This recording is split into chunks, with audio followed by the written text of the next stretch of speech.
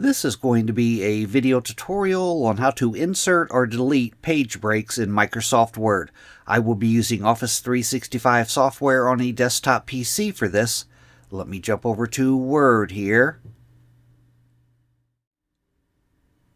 I have Microsoft Word opened up now. To insert or delete page breaks in Microsoft Word, first I'm going to show you how to insert one.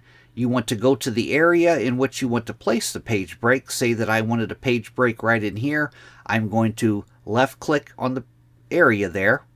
Then I'm going to go up to the top, up to the Insert tab, click on Insert. Then I'm going to go down to where it says Page Break, and I'm going to click on Page Break. Now I have created a page break right there. Now to delete that page break, you want to go up to the top up here, up to the Home tab, click on Home, and then you want to go down to the Paragraph section, and in the upper right hand corner, the Hide or Show icon right here, you want to click on that.